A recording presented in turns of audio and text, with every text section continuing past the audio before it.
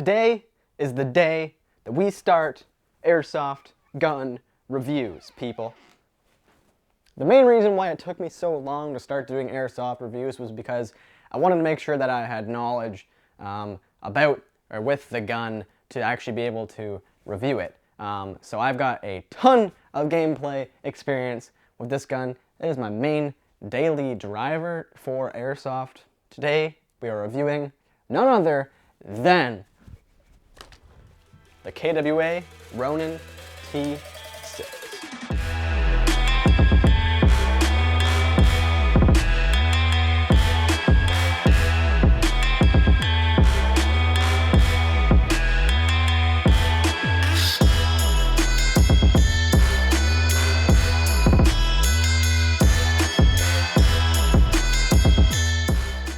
Alright, so what is going on, Airsofters? Let's address the elephant in the room right away, because you're looking at this gun on eVic right now and it's not gold. That's because I just got all my camos finally unlocked for this thing, got a ton of headshots, got a ton of mounted kills. Okay, yeah, so I've been playing a bit too much Call of Duty, but that's besides the point. I just painted this thing gold. Well, actually I hydro dipped it. It's got a bit of camo. Whoa, snazzy. It kind of resembles the whole thing about this gun, and that is, it is a great gun out of the box, by all means, but there's definitely some room for improvement and also some room to upgrade. But it's also a very upgradable gun, and it's very easy to upgrade. So we're gonna be breaking that down a little bit more, but this is kind of what I'm rocking right now. So this is the gun that I am using for pretty well every Airsoft match that I play. It is my go-to gun, and it is a great gun, so go pick it up, but watch the rest of the review, because we're going to be talking about some things that you need to know going into this gun. I've got my local Airsoft store on my phone here, and the KWA Ronin T6 comes in at exactly 475 Canadian dollars, which is more than a couple tacos from Taco Bell. I don't want to get too much into specs. That's not what I'm here to do today. I personally am the type of guy who doesn't find specs really mean a whole lot. I'm just here to tell you if this is a good gun and you should buy it. So for me, the big thing about this gun, and was kind of the reason why I bought it, and it's maybe the reason why you're buying it, is because I do play indoor and outdoor. And this is kind of the perfect gun for indoor and outdoor, in my opinion. And the reason for that is because KWA has done some really cool stuff with the spring. Now, I will pretty much not touch a gun nowadays if it is not a quick change spring system. I think it is just super important.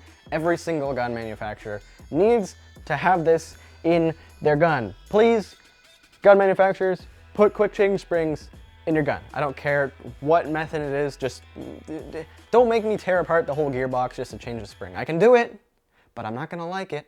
And that is, again, just where this gun shines. It has this new KWA VPS system that is just phenomenal. All I gotta do to change the spring is just undo one screw out the back of the stock. I can even leave the stock on the gun, slip a kind of long Allen key that the gun comes with down into the buffer tube, just crank it to either release the spring completely out or to just tighten the spring. So you can adjust your FPS around 30 FPS just by twisting a screw, which is absolutely phenomenal. 2 tools and you're done. So moving on, some other nice things about this gun is an ambidextrous fire selector, ambidextrous bolt, rotary style hop up right out of the box, which is fantastic. My one complaint with that though is I wish it had markings on it, because at my field, when you chrono your gun, you always have to remove your hop up fully off, and then I shoot it, and then you don't know what your hop up was at.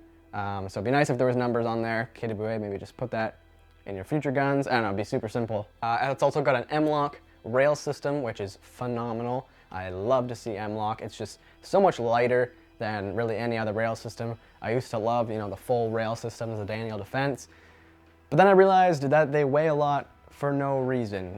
You're not running 14 attachments on your gun, and if you are, then you can just get the rail segments and slip those in. It comes with 2, which is great, so that gives you some options with flashlights, lasers, foregrips, all that good stuff. And it also does have a Picatinny rail on the top of the rail system, as well as a little segment on the bottom.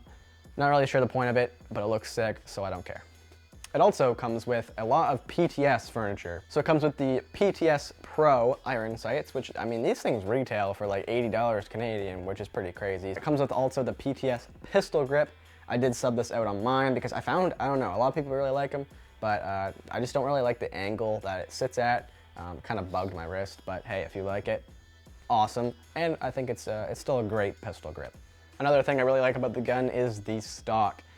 It's very reminiscent of a honey badger. I love honey badgers. I think they're super cool looking guns. It's really good, but there are some quirks about it. One being battery space, that's probably the biggest one. A lot of people ask me on this channel all the time, what do you use for batteries? And truth of the matter is, I never have to fight with batteries anymore because I got a buffer tube extension. If you are picking up this gun, I highly, highly, highly recommend you pick up a buffer tube extension. The one I have is from AirTech Studios. It's also the same one that is on the TK45. So if you're looking for it, it was probably called the TK45 buffer tube extension, but it works for the T6 as well.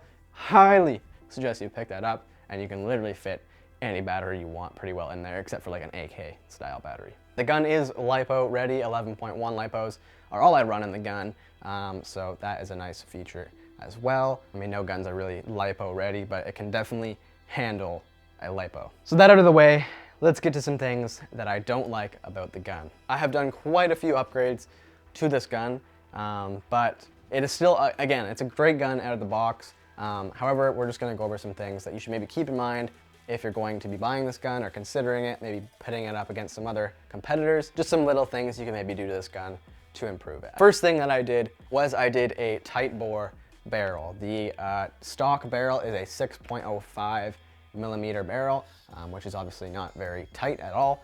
So I put a 603 Prometheus in there. Way more accurate. I could not believe the results from the improvement just on that.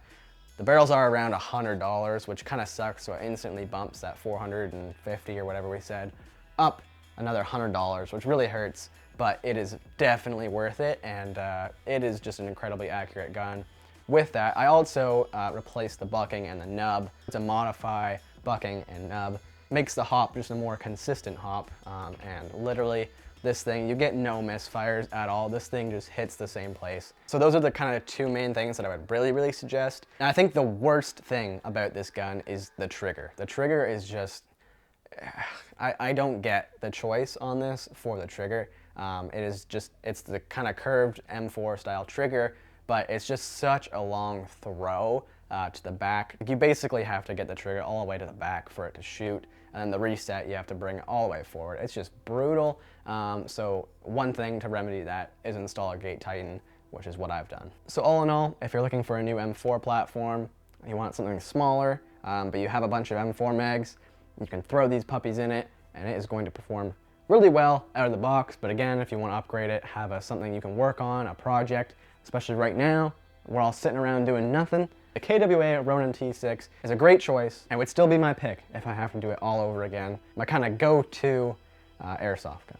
It's a phenomenal gun, and I can't recommend it enough to anyone who is asking. KWA, I love you. There are some things you did really well, but there are some things to also improve upon for next time. But that being said, you guys, this has been my review for the KWA Ronin T6. We will see you in the next one, guys. Peace.